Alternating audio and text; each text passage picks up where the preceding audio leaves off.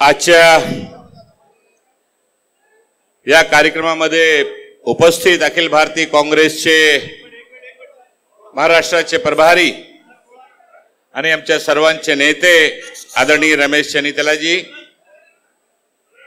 महाराष्ट्राचे प्रांत अध्यक्ष काँग्रेस पक्षाचे श्री नाना पटोलेजी, विधिमंडळाचे काँग्रेस नेते बाळासाहेब थोरातजी, विरोधी पक्ष नेते विजय वडेट्टीवार जी, सतीश पाटील जी, खासदार वसंत चौहान जी, खासदार कल्याण काळे जी, माजी खासदार तुकाराम रेगे पाटील जी, माजी खासदार आणि आमदार सुरेश वरपुडकर जी, आमदार माधवराव जवळगावकर जी, आमदार मोहन हळबर्डे जी, माजी मंत्री डीपी सावंत जी, आमदार प्रज्ञाताई सातव, वजाहत मिर्जा, हनुमंत बेटमळगेकर पाटील, बी आर कदम, जिल्हा काँग्रेस समितीचे अध्यक्ष आणि शहर काँग्रेस समितीचे अध्यक्ष माजी महापौर अब्दुल सत्तार भाई, संजय रणगावकर जी, कुणाल राऊत जी, सिद्धार्थ हातेमेरे जी, मकसूद भाई, शमीम भाई, महिला कांग्रेस, युवक कांग्रेस, सेवा दल, किसान सेल, एससी सेल, मायनॉरिटी डिपार्टमेंटचे सर्व पदाधिकारी, महिला काँग्रेसचे सर्व पदाधिकारी, आजी माजी सर्व नगरसेवक, काँग्रेस पार्टी म्हणतायत, राहुल गांधी म्हणतायत, हिंदी मध्ये उर्दू मध्ये एक शेर आहे, दुआ करो सलामत रहे मेरी हिम्मत, दुआ करो सलामत रहे मेरी हिम्मत, सैकड़ों तूफान पर आप सबका साथ लेकर हम भारी हैं, हम लड़ेंगे और जीतेंगे। आज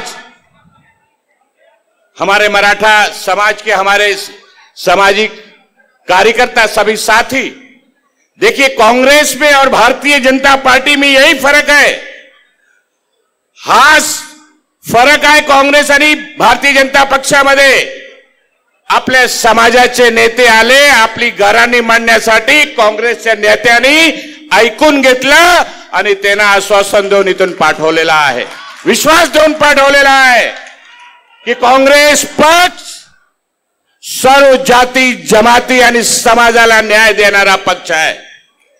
सर्वांना जे मागासलेला समाज आहे, सर्वांना आरक्षण भेटला पाहिजे, ही भूमिका राहुल गांधीजी पासून काँग्रेस पक्षाच्या प्रत्येक नेत्यामध्ये आहे आणि आमची सर्वांची ही भूमिका आहे। मित्रांनो, आज आमच्या पूर्वी आपल्या आशीर्वादाने नांदेड लोकसभा क्षेत्रातून निवडून गेलेले खासदार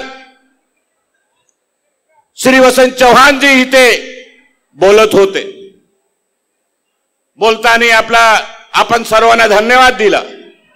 मी पण नांदेड आणि मराठवाड्याच्या प्रत्येक मतदात्याचा, हिंदू, मुस्लिम, सिख, ईसाई, OBC, Maratha, Dhangar, SC, ST प्रत्येक समाजाला धन्यवाद देतोय की भारतीय जनता पक्षाची जमानत जप्त करण्याचं काम मराठवाड्यातून आपण सर्वांनी गेल्या लोकसभाच्या निवडणुकांमध्ये केलेला आहे। मित्रांनो, आणि कल्याण काळे सारखा आमचा नेता, वसंत चव्हाण साहेबांसारखा नेता, अशा नेत्यांना देशाची लोकसभामध्ये आपण सर्वांनी आशीर्वाद देऊन पाठवलाय। आता बारी आहे महाराष्ट्र मुक्त करायचं। कोणाकडून? ज्यांनी शेतकऱ्यावर अन्याय केला, ज्यांनी मराठा समाजावर अन्याय केला, ज्यांनी ओबीसी समाजावर अन्याय केला, ज्यांनी अल्पसंख्याक समाजावर अन्याय केला, महिलावर अन्याय केला, युवकावर अन्याय केला, SC STचा जो आरक्षण आहे त्या संपवण्याचा कट ज्यांनी रचला, अशी भारतीय जनता पार्टीची महायुती सरकारला महाराष्ट्रातून हद्दपार करायचं काम येणाऱ्या विधानसभाला करायचं आहे. हा संकल्प घेऊन आपल्याला इथून आज जायचं आहे. मित्रांनो, आपल्या सर्वांची तयारी आहे की नाही? किती तयारी आहे? हात वर करून नेत्यांना सांगा, आश्वास करा की येणाऱ्या विधानसभाच्या निवडणुकीमध्ये नांदेड जिल्ह्याची 9 विधानसभा काँग्रेस महाविकास आघाडी शिवाय कोणी निवडून येणार नाही. हा संकल्प आणि निर्धार करण्याचं काम आपण सर्वांनी आज ते करून गेला पाहिजे. मित्रांनो, प्रत्येक समाजावर अन्याय, अरे किती सहन करायचं, किती सहन करायचं. परवाच देशाच्या लोकसभामध्ये मुस्लिम समाजाच्या वक्फ बोर्डाच्या कायद्यामध्ये चुकीची तरतूद करण्याचा बिल आणला आणि त्या बिलच्या विरोध जर जोरात कोणी बोलला असेल तर आमचे काँग्रेसचे KC वेणुगोपाल साहेबांनी राज्याच्या लोकसभामध्ये सांगितलं, ठणकावून सांगितलं की हा जे बिल तुम्ही आणतायत ते चुकीचे आहे, आम्ही याचा विरोध करणार आहोत. काय चाललंय देशामध्ये? जातीमध्ये तेढ, हिंदू देवस्थानाची जमीन काबीज करायचं, मुस्लिम समाजाच्या वक्फ बोर्डाच्या कायद्यामध्ये तरतूद करून मुठ्ठीभर मित्रांना ती जागा देऊन टाकायचं. महाराष्ट्राचे तरुण बेरोजगार लोकांना रोजगार देण्यासाठी ज्या कंपन्या आहेत त्यांना गुजरातला शिफ्ट करून द्यायचं. किती दिवस सहन करणार? हे तरुण का आले? हे आता सहनशक्ती संपलेली आहे लोकांची. मित्रांनो, आपण सगळ्यांना समजून घेतला पाहिजे. आणि नांदेडचा विषय काय आहे तुम्हाला माहितच आहे, आमच्यापेक्षा जास्त माहित आहे. मी पण तुमच्या सोबतच आहे. मी पण खूप नांदेडचा दौरा केलेला आहे. लोकसभा आहे तर चला नसीम खान, विधानसभा आहे तर चलो नसीम खान, महानगरपालिकाच्या निवडणुका आहे तर चला नसीम खान. आता ते निघून गेले, दिल्लीला निघून गेले. पण जर तर गेले नसते तर आमचे चव्हाण साहेब खासदार झाले असते का? झाले असते का? वसंत चव्हाण साहेब, हा तुमचीच तकदीर आहे, तुमचा लक आहे. तुमचा लकमुळे ते तिथे गेले आणि तुम्ही दिल्लीच्या लोकसभामध्ये पोहोचले. आता जे झाला मागे, जे झाला ते जाऊ द्या, विसरून जा. त्याच्यावर आम्हाला भाषा आणि चर्चा करायचं नाहीये. आपण सोबत काम केलेलो होतो, त्याच्यावर आपल्याला अजिबात भाष्य करायचं नाहीये. आपल्याला पुढे बघायचं आहे. आपला मराठवाडा सांभाळून घ्यायचा आहे. मराठवाड्याची प्रत्येक जाती जमाती जनताला न्याय मिळवून द्यायचा आहे. या महाराष्ट्राला वाचवायचं आहे. हे जे भ्रष्टाचारी सरकार बसलेली आहे मुंबईमध्ये, टक्केवारी घेणारी सरकार जे बसलेली आहे मुंबईच्या विधानसभामध्ये, या सरकारला खिचून काढायचं आहे. मित्रांनो, आणि जशी आमच्या अनेक नेत्यांनी, चव्हाण साहेबांनी सांगितलं की हा मराठवाडा आणि हा महाराष्ट्र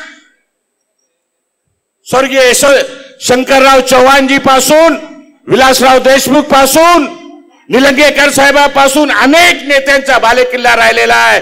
त्यांनी या मराठवाड्याच्या विकासासाठी आपलं आयुष्य दिलेलं आहे. त्याची एक भूमिका होती, सर्व जाती जमाती आणि समाजाला न्याय मिळवून देण्याची ही भूमिका त्यांची होती. जे आपल्या देशाची संस्कृती आहे, हिंदू मुस्लिम शीख ईसाई एकता ती मजबूत झाली पाहिजे, ती संस्कृती त्यांची होती. मराठवाड्याचा विकास झाला पाहिजे, ते त्यांची संस्कृती होती. आणि त्याला आपल्याला पुढे घेऊन जायचं आहे.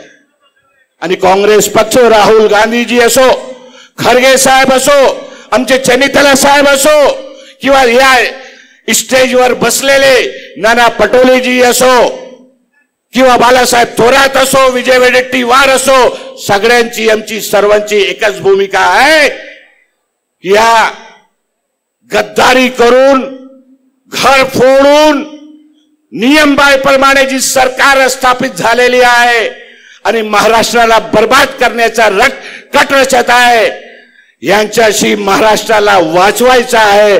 म्हणून आपण सर्वांना मला विनंती करायचं आहे की आपण सगळे मिळून एक संकल्प घेऊन आज निराधार घेऊन जा की महाविकास आघाडीच्या प्रत्येक उमेदवाराला कुठली सीट कोणाकडे जाईल, कुठे कोण लढेल. मराठवाडा काँग्रेसची भूमी राहिलेली आहे, काँग्रेसला प्रेम करणारा मराठवाडा राहिलेला आहे, मराठवाड्याची जनता राहिलेली आहे. आमच्या सर्वांचं लक्ष आहे मराठवाड्यावर. आपण काही काळजी करू नका. लोकांना प्रत्येक कार्यकर्त्यांना न्याय मिळेल अशा प्रकारच्या निश्चितपणे आम्ही प्रयत्न करणार आहोत.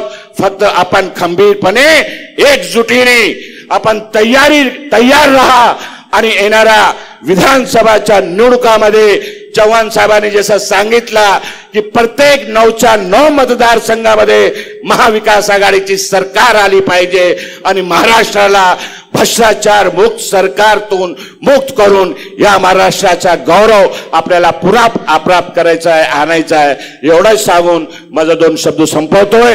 धन्यवाद. जय हिंद, जय महाराष्ट्र.